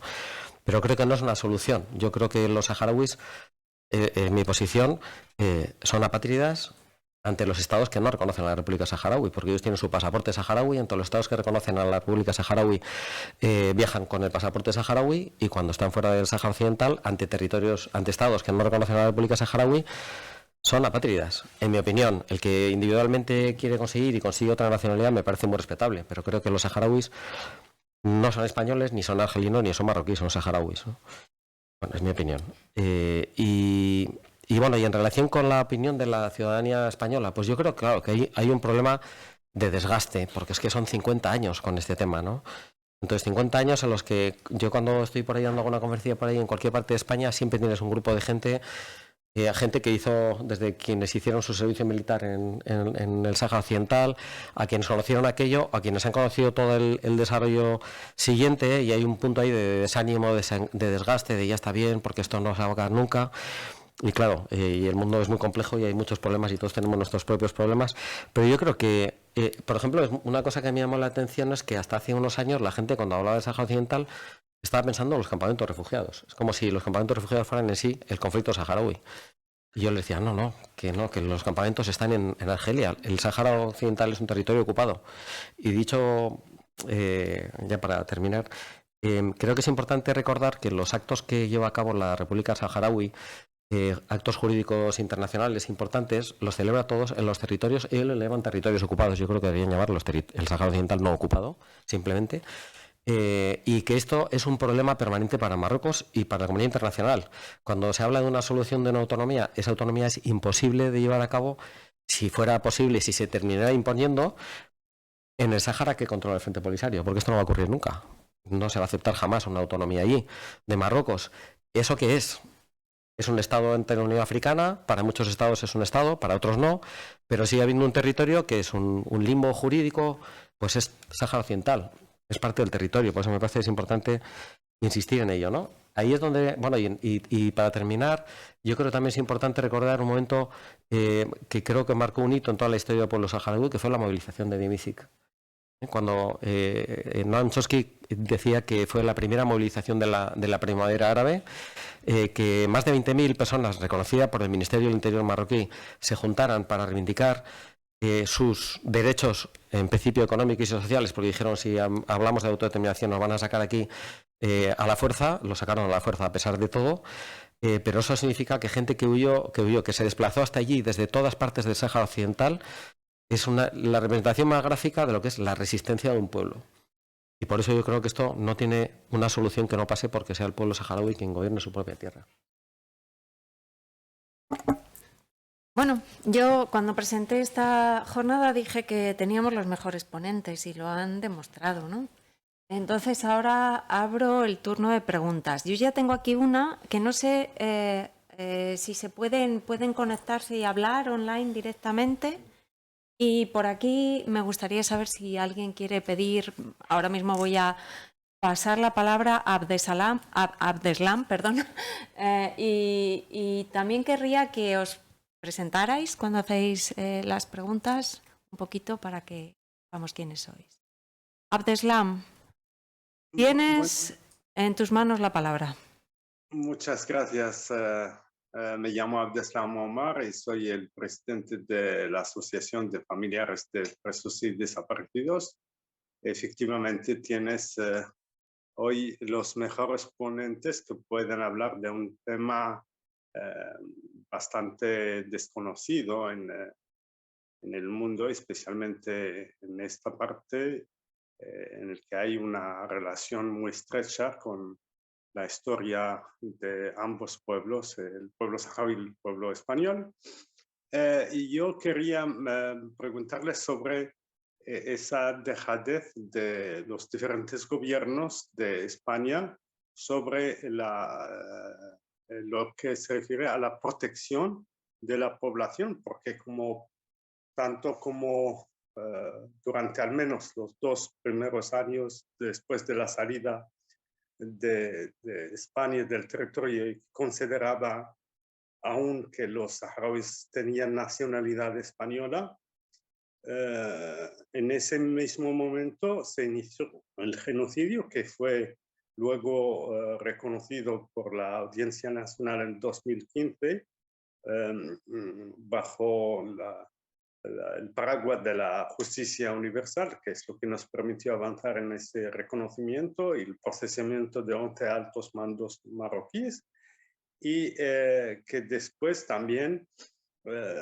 hay esa sentencia firmada por el actual ministro de Asuntos Exteriores, el señor Marlaska, en que reconoce la responsabilidad del Estado español en proteger a la población saharaui. En la política española hemos visto que lo máximo que se hace cuando hay insistencia, con el caso, por ejemplo, de Sultana Khaya, finalmente hablan de una política de discreción para poder hacer avanzar los derechos humanos, cuando en realidad sabemos que no ha habido ninguna acción concreta, tanto en el tema que nos preocupa como asociación, que es la cuestión de los desaparecidos, incluso cuando Marruecos terminó por reconocer que los ha aniquilado en su mayoría en un informe del 2010. Muchas gracias. Gracias, Abdeslam. Perdón, que me cuesta un poquito decir el nombre, lo siento. ¿Juan? No, yo qué voy a decir, Abdeslam, pues qué le vamos a decir, él lleva ahí toda la vida trabajando ese tema y es es un gran amigo, yo no tengo mucho que decir. Sobre la dejación de España, es que ni siquiera es dejación, es que está apoyando que se sigan cometiendo esas violaciones de derechos humanos. Discretamente, yo no sé si discretamente están haciendo algo o no, pero sospecho que no. Realmente, como digo, una de las cosas que más nos duele, y Cristina ha estado conmigo en los juicios, es esta gente tan humilde que fueron capaces de organizar ese campamento en Demisik, que estén cumpliendo condenas de cadena perpetua en prisiones infames, sufriendo violaciones de derechos humanos, torturas de todo pelaje. A estas alturas ha habido varias condenas ya del Comité contra la Tortura, condenando a Marruecos por torturas contra las personas que están ahora mismo en la cárcel. ¿Y España qué hace? No es ni dejación, simplemente está apoyando la ocupación. Le llama, ¿cómo le llama? Neutralidad activa. Yo creo que precisamente en el campo de los derechos humanos se manifiesta esa renuncia, ¿no?, a ser coherente y a tener algo de asertividad. España, cuando le plantean los temas, el gobierno español, los responsables, tanto de un color como otro, cuando se les ha planteado problemas de derechos humanos en los territorios ocupados del Sáhara, el gobierno español se calla. Y cuando en foros internacionales se trata de ese tema, España se calla. Puede decir algo sobre derechos humanos en general en Marruecos, pero específicamente sobre el Sáhara hay una especie de efecto paralizante, ¿no?, porque sabe perfectamente que eso tiene una lectura y entorpece y por lo tanto rompe esa voluntad de estar al margen de, sobre todo si significa compromiso, ¿no? Y ahí yo lo quiero relacionar con una cuestión que me parece relevante. Mirad, en el abandono de España, o en la posición que adoptó España a final del 75, y de nuevo ahora con las declaraciones sobre la opción de la autonomía, yo creo que España muestra, los gobiernos españoles muestran la pervivencia de ciertas actitudes coloniales y paternalistas. Es decir, ante el bloqueo de una situación, sus planes se vienen abajo en el 75. La operación del PUNS, ¿no?, un referéndum que podría haber mantenido la presencia de España en el territorio, todo esto se viene abajo, prefiere pasar por encima de escuchar a los saharauis y cede el territorio. Pues ahora pasa exactamente lo mismo. Ante el bloqueo del plan de arreglo, por la no voluntad de Marruecos de hacer el referéndum, ante la incapacidad del Consejo de Seguridad de aplicar el capítulo 7 de la Carta y forzar, ¿no?, ¿qué hace España? Pasa por encima de nuevo de los derechos y paternalmente, o de forma colonialista en el fondo, ¿no?, que dice es, no, nosotros sabemos lo que le conviene a esta gente, ¿no?, que es la autonomía. A ver, perdido os han olvidado del principio de que estamos hablando de una población colonial que es sujeto del derecho de libre determinación. Artículo 1 de la Carta de Naciones Unidas, Artículo 1. No, es mejor, nosotros sabemos, porque hemos tenido la experiencia de la autonomía, el estado de las autonomías, las transiciones, el no sé cuánto, intereses geopolíticos, no sé qué, nosotros sabemos la solución, ¿no? A ver, mejor callarse en esas situaciones, ¿no? Por eso entiendo perfectamente que los saharauis hayan interpretado este giro de la posición española como una segunda traición, ¿no? Sí, no, en relación con lo que estás diciendo, creo que también hay que destacar otra cosa, que no es solamente un problema de los gobiernos españoles. Y hay que, lo siento, no puedo evitar decirlo, la indignidad de determinados expresidentes españoles que apoyan la ocupación con todo el descaro del mundo. Felipe González y Rodríguez Zapatero. O sea, Zapatero ha participado en 2 congresos internacionales de derechos humanos en Dakhla, ciudad ocupada del Sáhara Occidental. para hablar de las bondades del régimen democrático de Marruecos en territorios ocupados. Es que ya no es que los gobiernos mantengan una posición ni de neutralidad activa, es que sus presidentes, por lo menos algunos, después de eso han tenido la indignidad de defender la ocupación. A mí es que me pone enfermo, de verdad. Teníamos una palabra pedida que hable ahora o calle para siempre, Keiko Shingo, pero luego su mano ha desaparecido. Y como su mano ha desaparecido, le paso la palabra a Willy Meyer, que sí que tiene la mano alzada, y si Keiko Shingo quiere hablar, que vuelva a levantar la mano. Por favor, Willy. Sí, bueno, en primer lugar quería felicitar a los ponentes. Yo creo que espero que se haya grabado para que efectivamente esta grabación pueda ser de muchísima utilidad, ¿no? No, yo creo que en sus exposiciones sobrevuela el problema que tenemos en estos momentos, que es la impunidad. Es decir, el interés comercial en la Unión Europea y en España prevalece al interés de la defensa de los derechos humanos. La orientación de la Unión Europea sobre los derechos humanos es parcial y no exigente. Yo siempre pongo el ejemplo del comportamiento de la Unión Europea cuando la primavera árabe. En la política de vecindad de la Unión Europea, cuando se firma un acuerdo de asociación con un Estado vecino, hay una cláusula condicionante que es el respeto a los derechos humanos. Cuando se produjo la primavera árabe y cuando la gente caía asesinada en Túnez y en Egipto, muchos diputados planteamos a la Comisión Europea y a la alta representante que se debería inmediatamente de suspender el acuerdo de asociación, aplicando simplemente el propio texto del acuerdo de asociación en el artículo 1, el respeto a los derechos humanos. Y la respuesta de la Comisión Europea fue siempre la misma, que no, que el acuerdo de asociación debía de continuar. ¿Por qué? Porque efectivamente el problema que tenemos en la Unión Europea es que la orientación en la defensa de los derechos humanos está por detrás del interés económico. Y efectivamente yo creo que este es un problema que se debe añadir al reiterado incumplimiento de las resoluciones de Naciones Unidas, que no tienen efecto, es decir, que hay una impunidad que le sobrevuela este problema como otros muchos problemas en relación a la defensa o indefensa de los derechos humanos de la Unión Europea. Y muchas gracias. Billy, antes de dejar el micrófono, algunos te conocemos, pero puedes decir quién eres para que todos sepan. Bueno, yo soy Billy Meyer, he sido diputado en el Congreso de los Diputados en la 6ª legislatura y después he estado diputado europeo del 2004 al 2014. Y bueno, intenté ir varias veces a los territorios ocupados y en uno de ellos pues la policía militar no me dejó salir del avión y me produjo una fractura en el cuello. Fractura del cuello que siendo diputado en ejercicio no tuvo ninguna consecuencia ni jurídica ni penal ni por parte de los tribunales europeos ni los tribunales españoles, ¿no?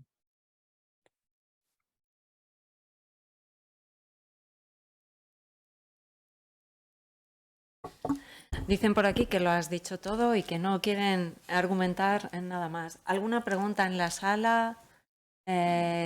¿Alguna pregunta entre sí? Okay. Bueno, buenos días. Mi nombre es Consuelo Winter, yo vengo de Colombia, soy profesora en una universidad y actualmente soy estudiante doctoral de la Autónoma de Madrid y mi tema de tesis está relacionado con el caso del Sáhara, pero estoy desde lo digital. No me voy a esa pregunta porque eso es otro tema, pero quiero ampliar un punto que de pronto ustedes puedan darnos una mano, y digo puedan darnos porque tiene que ver con América Latina. En América Latina se están reactivando de una forma significativa las relaciones con el Sáhara Occidental. Muchos de nuestros estados han hecho reconocimiento, pero por una ola de países hacia la derecha hace un tiempo se congelaron relaciones. El caso de Colombia ha sido claro que básicamente a la semana de cambio de presidente se reactiva la relación con el Sáhara Occidental, así como también hay una serie de plataformas latinoamericanas de asociaciones de amistad que están haciendo un activismo mucho más fuerte y mucho más organizado que en otras épocas frente al caso del Sáhara.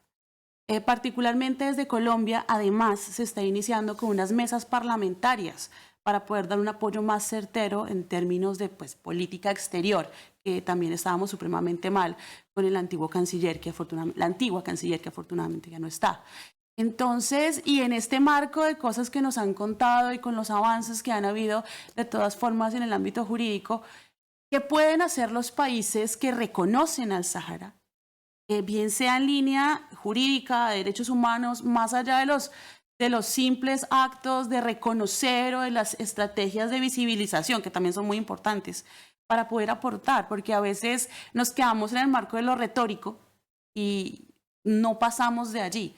Entonces creo que esto también le vendría muy bien a mis colegas en Colombia, que muy seguramente algunos estarán viendo esto, o tal vez no por la hora, pero que se los haremos llegar.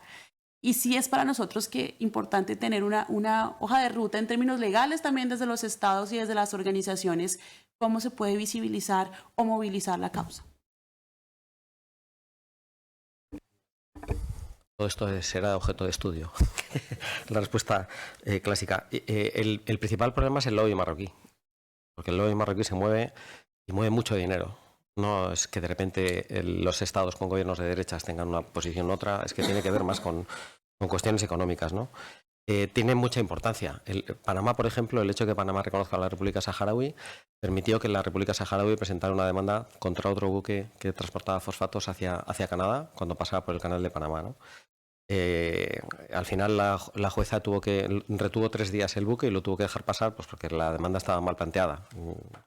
El Frente Polisario es un movimiento de liberación nacional con muy poco dinero, muy pocos recursos económicos y bueno, pues cogió un despacho de abogados que no eran precisamente, en fin, hicieron una demanda bastante chapucilla, por decirlo suavemente, ¿no? Hablaban de enriquecimiento injusto, bueno, cuando era una cuestión más clara, ¿no? Y la jueza al final lo dejó marchar, pero ya no vuelven a pasar por ahí los buques marroquíes. Entonces, tiene mucha importancia el reconocimiento. No es una cuestión puramente formal. A veces, incluso desde el punto de vista del derecho internacional, se dice que los desreconocimientos no tienen ninguna validez jurídica, porque cuando un Estado reconoce que una entidad es un Estado, es porque reúne los requisitos que exige el derecho internacional. Y si esos requisitos no se han modificado, no se puede decir, pues ahora no, esto no es opinable. Si has dicho que existe porque reconoces que tiene esos 3 elementos y no ha cambiado nada, ese desreconocimiento no tendría ningún efecto, ¿no? Jurídicamente, yo creo que esto es algo que se lo tiene que plantear seriamente la República Saharaui, y es, con los estados que le reconocen, llevar acciones jurídicas. Acciones jurídicas, es decir, activismo estatal. Entendido como, yo como soy profesor de Derecho Internacional, veo siempre oportunidades, tratados internacionales, en algunas materias en las que puedan complicar la vida a la Unión Europea, complicar la vida a Marruecos en sus relaciones internacionales, porque son acuerdos perfectamente válidos desde el punto de vista del derecho internacional, y para los estados que no reconocen a la República Saharaui, pues a ver. Pero bueno, esto es un tema complejo, pero yo creo que esa es una de las vías que hay que explotar. Yo, desde que los saharauis dejaron las armas por las urnas, yo siempre les he insistido, vuestra vía, en este momento, vuestra única arma es el derecho. Tenéis que ir a muerte con el derecho. Entonces, bueno, va lentamente la cosa, pero yo creo que poco a poco vamos avanzando. Pero bueno, eso es algo que hay que estudiarlo, sí. Es muy interesante el poner o visibilizar, ¿no? Cómo la escena diplomática también es un espacio, ¿no?, en el que se da la confrontación y Marruecos a través de su lobby, pero a través de la acción exterior, ¿no? Ha invertido también mucho en el continente africano y en América Latina en particular, abriendo embajadas en muchos países, incluso donde no está demasiado justificado, ¿no?, que haya una representación diplomática, dado que no hay muchas relaciones o no hay comunidades de origen marroquí, etc. Claramente, de nuevo, está la cuestión del Sáhara. No solo a la hora de abrir una embajada, sino a la hora de designar algunos embajadores.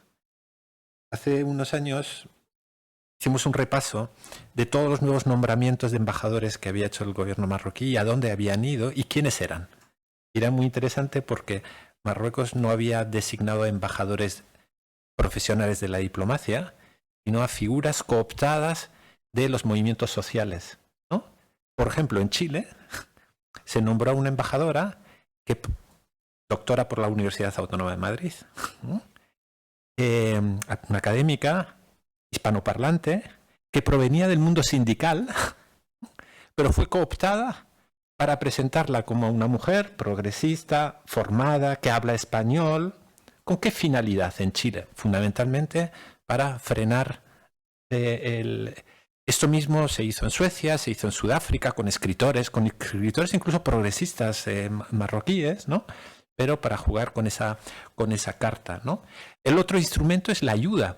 Es una cuestión que yo pongo siempre como ejemplo, de que la ayuda al desarrollo no es solamente un instrumento de acción exterior, digamos, de los países desarrollados y ricos. Hoy todo el mundo hace ayuda al desarrollo. Marruecos hace ayuda al desarrollo con Paraguay. Le da dinero Marruecos a Paraguay, a Guatemala. ¿Con qué razón? Con una contraprestación. Disminuir las relaciones, suspender los lazos que tiene con el Frente Polisario, asegurarse un voto. Hay toda una cuestión que, digamos, de un activismo político en la escena que, como decía Juan, es muy importante. Yo creo que los estados que realmente reconocen la República Árabe Saharaui Democrática, que tienen relaciones estrechas con el Frente Polisario, lo traduzcan en hechos propios de las relaciones entre los estados. Y también que concierten su actuación en los organismos internacionales, porque a veces se abstienen, no tienen, digamos, una voluntad. Y ahí yo añadiría otra cuestión. Los estados no son los únicos actores en la escena internacional, ¿no? La Universidad de Tifariti, por ejemplo, perfectamente podría firmar convenios no solamente con universidades europeas, ¿no?, sino con universidades de países que lo reconocen y que haya estudiantes que se formen allí y profesores que visiten. Y lo mismo, pues, una cooperación no gubernamental con movimientos sociales, con entidades locales, con municipios, etcétera. Lo mismo que se hace en otros lugares. Yo creo que lo que falta es proposición y que, sobre todo, que algunas personas asuman ese trabajito de prepararlo, ¿no? Pero es muy importante.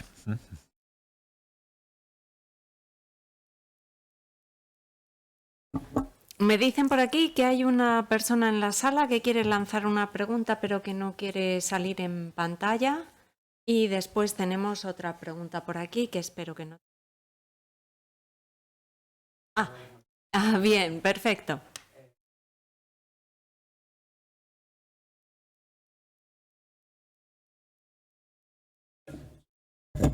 Simplemente quería saber por si a la vuelta de las armas ahora, bueno, también pone en contexto que estamos en guerra con Marruecos desde hace casi 2 años. Y a la vuelta de las armas hemos retrocedido todo lo que usted acaba de comentar y nuestras únicas soluciones son el diálogo y las urnas. No, yo no creo que suponga una marcha atrás y ni siquiera que el derecho internacional, el derecho sea la única arma. Creo que es un arma.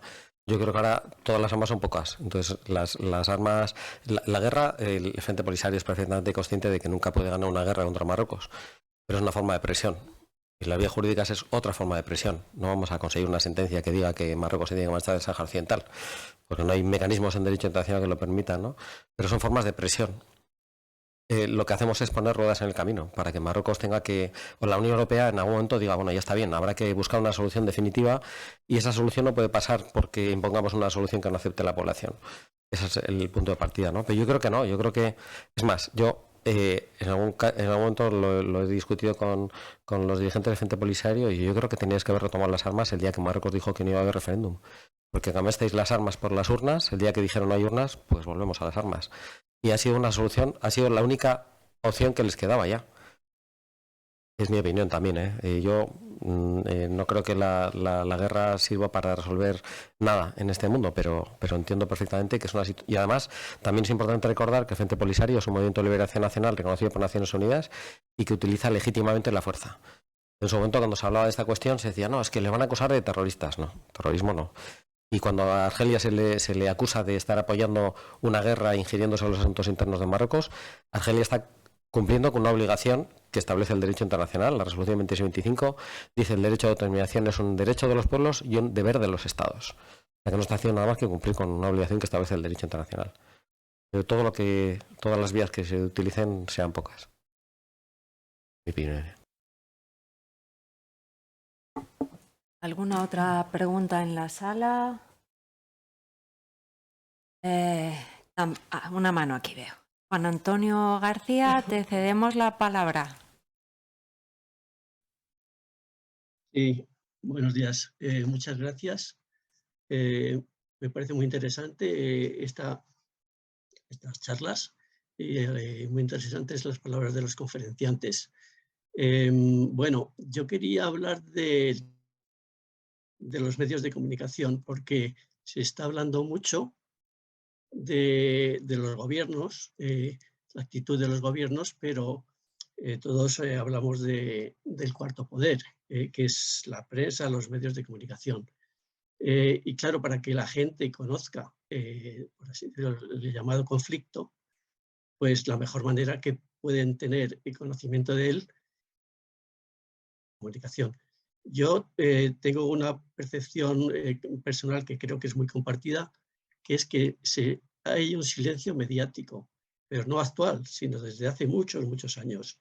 Quería preguntar a los ponentes, a los conferenciantes, si comparten esta percepción y si encuentran explicación para este silencio por parte de casi prácticamente todos los medios de mayor difusión. Muchas gracias. Pues muchas gracias por plantear este tema, porque es, yo creo, muy relevante. Lo mismo que hay algunos conflictos que están sobremediatizados, ¿no? Algunos de manera puntual. Hoy todo gira en torno al conflicto en Ucrania, pero un caso de conflicto también de larga duración no resuelto, como la cuestión palestina, está hipermediatizada, ¿no? Materialmente es imposible dar seguimiento a todo lo que se escribe, publica sobre esta cuestión. Casi todos los días hay algo sobre este conflicto en los medios de comunicación. Algunos han llamado este fenómeno de infodemia, ¿no? De saturación mediática, que no contribuye a una mejor comprensión, ¿eh? Porque al final esto también a veces provoca pues un bloqueo de comprensión. Existe también exactamente lo contrario. Yo creo que es lo que le ocurre al caso del Sáhara Occidental, que hay una invisibilización precisamente porque siempre se le mantiene alejado. Puntualmente se habla un poco de ello, ¿no? Un par de días, pero desaparece. Y claro, en los informes del secretario general de Naciones Unidas al Consejo de Seguridad, retomando palabras del enviado personal desde hace años, ya se señalaba que una de las razones, ¿no?, de la no resolución de este conflicto es precisamente que no generaba un interés de la comunidad internacional, de las opiniones públicas, y también le daba otras explicaciones, ¿no? La no voluntad de las potencias de comprometerse, etcétera, etcétera, ¿no? Pero ese elemento de que es un conflicto al que, digamos, se le ha invisibilizado y que no moviliza, ¿no?, en causa de ello, opiniones públicas, presión. Estamos hablando de presión sobre los gobiernos que a su vez pueden llevarlo a los organismos internacionales, es una de las razones. Y yo creo que es fundamental el trabajo que hacen los propios saharauis, invirtiendo mucho en comunicación, en una información contrastada a diario. Pensar, por ejemplo, que llevamos casi 2 años ya de reinicio de las hostilidades, de guerra. Casi la única fuente que hay sobre el desarrollo de la guerra es de la parte saharaui. Marruecos, es como si no hubiera guerra en Marruecos. Está totalmente silenciado. Las agencias internacionales apenas le prestan atención. Puntualmente, cuando un dron asesina pues a unos conductores de camiones y a algunos civiles durante un día, ¿no?, y desaparece. No hay un análisis de ese conflicto. Y eso lleva también a que los académicos no lo consideren un conflicto vivo. A mí me escandaliza que en los anuarios de conflictos, incluso de instituciones aquí en España que se dedican a eso, ¿no?, te presentan la realidad de los conflictos en el mundo y resulta que el Sáhara Occidental, como no tiene muertos suficientes, no es un conflicto. Es una forma de invisibilización. Yo creo que hay mucho que hacer en este campo. Yo comparto completamente contigo, bueno, todo lo que estás diciendo. Pero en relación con este tema, yo creo que precisamente ese silencio mediático es lo que hace que haya desaparecido mucho del tema del Sáhara de la población española. De mucha gente que al final ya se va olvidando. Pues los alumnos no saben que era la Segunda Guerra Mundial y la Guerra Civil ni te cuento. Pues háblales del Sáhara Occidental. No, y te dicen la Marcha Verde si no había nacido. Y entonces ya de Napoleón ni hablamos, ¿no? Hay un silencio evidente en España y a unos grupos. ¿Y por qué? Porque detrás están los grupos de poder, ¿no? Hay periódicos, mi experiencia, cuando he querido publicar algo rebatiendo posiciones del gobierno español, Diario.es, El Independiente, Público, son periódicos activistas que publican este tipo de cuestiones, otros directamente ni aparece. Recuerdo que hace muchos años, cuando hubo una primera campaña activa por parte del gobierno o de gente del Partido Socialista de la mano del país, hicieron una campaña en la que se defendía la autonomía como la solución, porque claro, teniendo el éxito que hemos tenido en España con la autonomía, ¿por qué no hacer lo mismo en Marruecos con el Sáhara Occidental, ¿no? Y yo escribí un artículo y me dijeron literalmente, lo digo literalmente, tengo el correo guardado por ahí, pese al interés indudable del artículo, razones de oportunidad política desaconsejan su publicación. Y eso en mi pueblo se llama censura. Entonces, el país censura.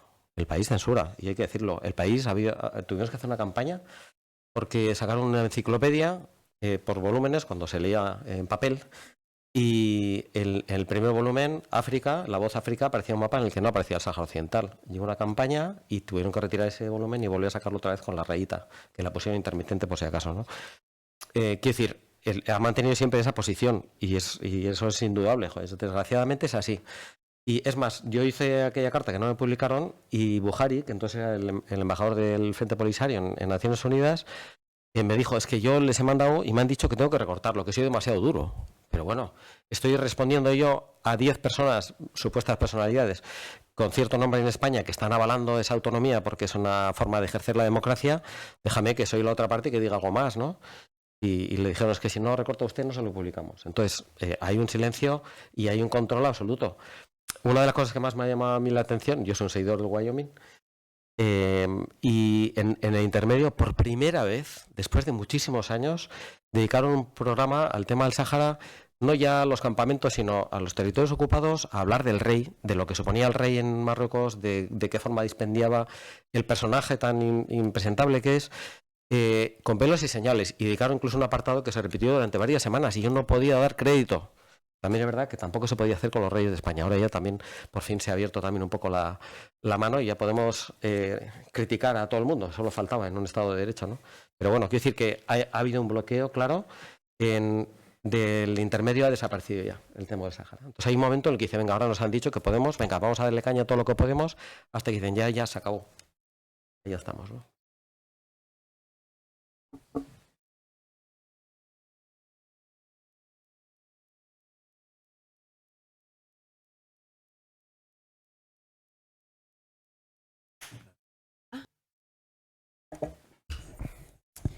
Buenos días.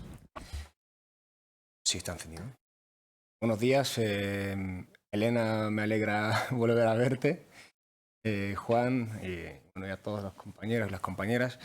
La verdad es que bueno, se han comentado bastantes cuestiones que son de indudable interés y bueno, quizás la cuestión en la que se estaba hablando en el último momento, ¿no? Que es la invisibilización del conflicto, ¿no? Eso de que es un conflicto apagado, que no tiene relevancia porque hay muy pocos muertos, ¿no? Aunque proporcionalmente sí son muchos, ¿no? O sea, tenemos en cuenta que es una población que no llega al 1.000.000 de habitantes, pues proporcionalmente la verdad es que sí que son muchísimos, ¿no? Pero sí que cosas que se pueden hacer al respecto, pues jornadas quizás como esta, ¿no? Que son al final, es un escaparate, una forma de mostrar y de hacer visible una realidad que políticamente es incómoda y que los medios a su manera pues no quieren recoger, ¿no?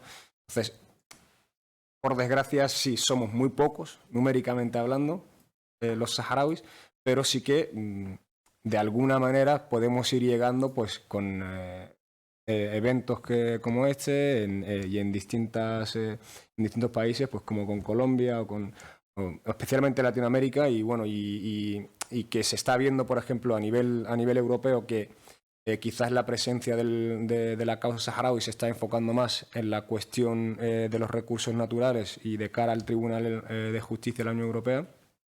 Pero no hay que olvidar que el mundo es mucho más grande que la Unión Europea y que la mayor parte de la acción exterior del Frente Polisario de la República Saharaui se centra principalmente en la Unión Africana y en América Latina, que es donde mayores apoyos y, por qué no decirlo también, mayores éxitos se están cosechando en los últimos años. Nada más, muchísimas gracias, y era simplemente hacer un pequeño apunte y agradeceros el evento. Tenemos una palabra pedida primero, que es la de Luisa Fernanda Jiménez, y a continuación. Luisa Fernanda. Sí, buenos días. Mi nombre es Luisa Fernanda Jiménez Quijas. Soy estudiante de Relaciones Internacionales de la Universidad Nacional Autónoma de México. Y estoy muy agradecida por estar aquí presente de manera online con el Instituto Complutense de Estudios Internacionales. Me gustaría preguntarles qué pueden decir sobre la violación de los derechos humanos y del derecho internacional, sobre la construcción del muro que mide 3.750 kilómetros cuadrados, hecho por Marruecos.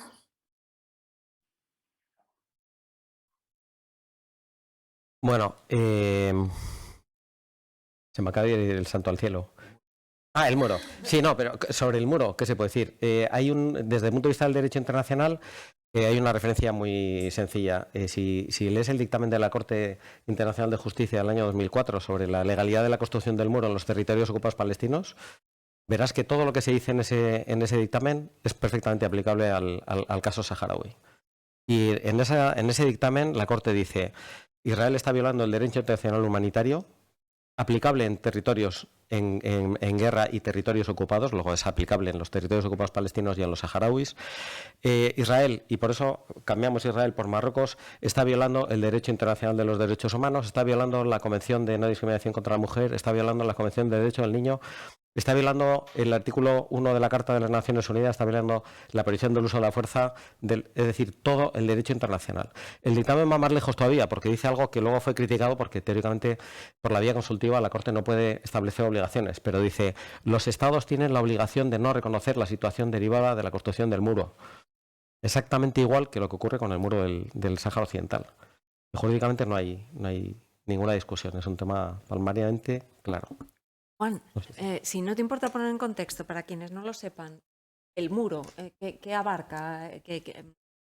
Fernanda ha hecho referencia a su amplitud, pero ¿qué divide? Sí, es un muro que divide el territorio en dos. El Frente Polisario controla aproximadamente un 25% del territorio, y es un muro que fue construyéndose con la ayuda de Estados Unidos, de Francia, de Israel. Este es un tema también interesante porque los marroquíes siempre han pensado que Marruecos era el principal defensor, el defensor en el mundo de los derechos del pueblo palestino, y resulta que con la declaración de Trump ha descubierto que Israel y Marruecos colaboran desde hace muchos años, ¿no? Los drones que están utilizando los marroquíes ahora son turcos y israelíes, o sea que esa colaboración se sabe desde hace mucho tiempo, ¿no? Entonces, son 2.700, 2.800 kilómetros de punta a punta. Es un muro que durante la guerra de los años 70, de los años 80, era franqueable porque era una guerra de guerrillas, no era una guerra de un Estado contra otro, porque no había proporción en las condiciones de cada ejército, pero atacaban por un lado del muro, colocaban minas, volvían, y cuando llegaba el ejército marroquí ya estaban atacando por otro lado, y era eso lo que le hizo al final a Marruecos sentarse a negociar el plan de paz, porque llegó a la conclusión de que suponía un gasto económico para su presupuesto que no podía asumir, ¿no? Desgraciadamente, pues el plan de paz luego fue utilizado por Marruecos para que nunca hubiera un referéndum de autodeterminación en un tiempo de no paz ni guerra, y por eso han tenido que volver a la guerra los saharauis. Bueno, he privado a Isaías del uso de la palabra, aunque él dice que evidentemente, y es obvio por todo lo que se dice aquí, que puede aportar algo más, pero quiero ceder ya la última palabra para cerrar esta sesión, Y por favor, nos dices quién eres para quienes no te conocemos. Creo que eres conocida de algunos de... Muchas gracias.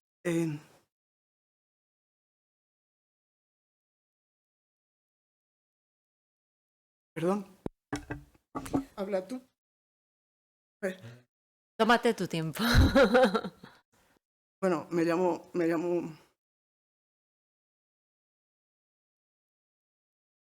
Cristina Martínez y pertenezco a una serie de personas que nos llamamos Movimiento por los Presos Saharauis. Y acudimos todos los lunes ante el Ministerio de Exteriores a la 1 a decirle a España, perdón, es que estoy nerviosa, a pedirle a España que como potencia administradora que es, no puede desentenderse del tema de los presos políticos saharauis. Llevamos año y medio haciéndolo. Entonces, bueno, esto a efectos de invisibilización del tema nos parece que es una manera de darle visibilidad. Somos pocos, pero somos muy constantes y yo pienso que muchas de las batallas se consiguen, las reivindicaciones se consiguen en la calle y en la calle no es un día de manifestación, sino ser persistentes y recordarlo y recordarlo y denunciarlo. Eso por un lado. Por otro lado, pues quería que en esta mesa se llamara la atención sobre el tema de los presos políticos. Y ahí me dirijo a ti, Carlos, porque los presos, por ser políticos, no tienen los juicios por los que han pasado se les ha acusado de cualquier cosa menos de su posición política por la autodeterminación. Los presos fueron una farsa siempre, terrible. Hay unas condenas, pues hay 8 condenas de 30 años en los de Dimizik y una más, condenas, perdón, perpetuas. Hay 8 perpetuas de 30 años y una más a otro preso. O sea, 9 condenas perpetuas a los presos y muchísimas más. Entonces, siendo los juicios farsa como fueron, que fue algo descarado, yo quería saber si en las facultades de Derecho Penal se denuncia y se estudia cómo fueron estos juicios.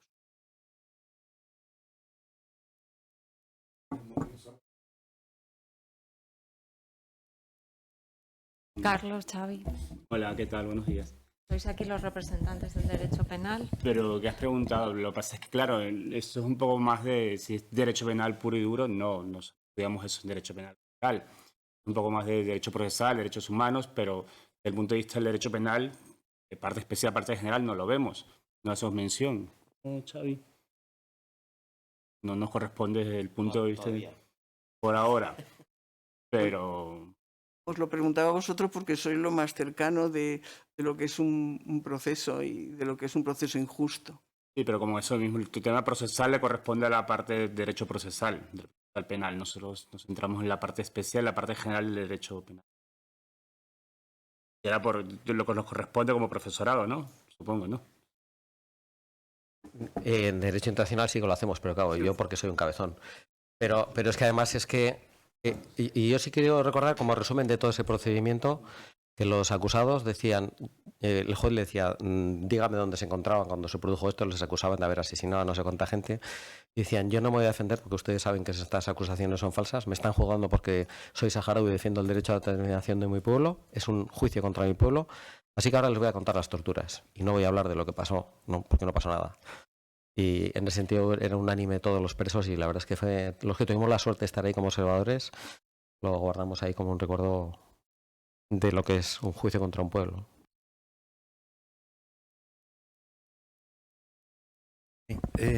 Y no olvidemos que es un territorio ocupado, que en principio se deberían aplicar el cuarto convenio de Ginebra. Entre otras cosas, prohíbe trasladar los presos fuera del territorio, ¿no? Es decir, nos encontramos, y se ha mencionado varias veces, ¿no?, los paralelismos con la situación en Palestina. Hay muchas cosas parecidas. En Israel pasa exactamente lo mismo.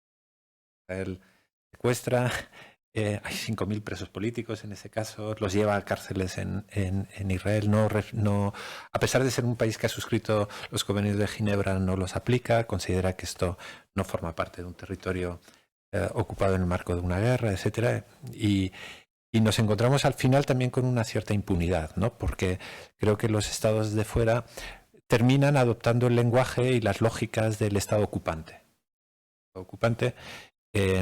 Como si esto fuese simplemente una disputa cualquiera, ¿no? De hecho, en el juicio tuvieron que plantearlo abogados franceses porque los abogados saharauis automáticamente iban a prisión. Si lo iban a decir, plantearon la incompetencia del tribunal por ser un tribunal marroquí que estaba juzgando en territorio del Estado a presos, a saharauis que habían sido detenidos por actos que se habían producido en los territorios ocupados del Ayun. Y automáticamente la defensa francesa fue expulsada de la sala. O sea que esa es la idea de acción humanitario. El juez decía, ¿han visto ustedes por aquí alguna bandera de Naciones Unidas? Literal, ¿eh? Aquí ven la bandera de Marruecos, ¿no? Aquí se aplica el derecho a Marruecos. Bueno, pues con estas últimas palabras, en hora, hemos sido eficientes en todo, hasta en el respeto de la hora, que es bastante habitual en los actos académicos. Suele haber siempre un desfase, casi siempre a más, ¿verdad? Yo quiero, desde luego, felicitar a nuestros ponentes, que han sido absolutamente inmejorables. Me alegro mucho que esta mesa redonda haya sido grabada y esté disponible.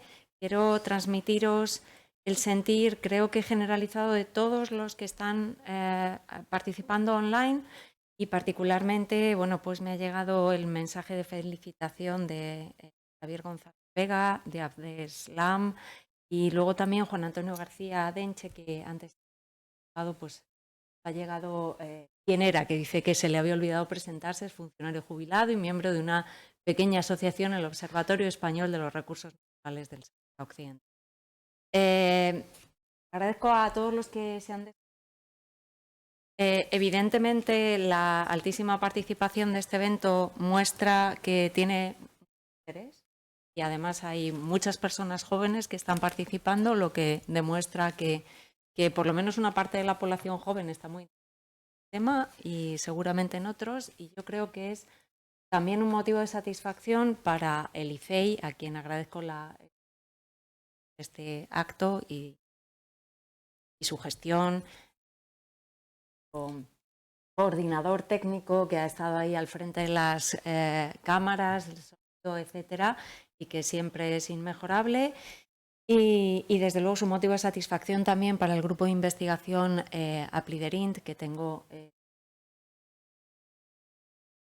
investigadora principal, haber participado en esta mesa redonda con temas comprometidos y que, bueno, pues marcan una línea en nuestro mensaje en una buena dinámica. Gracias a todos, un gran aplauso para nuestros ponentes.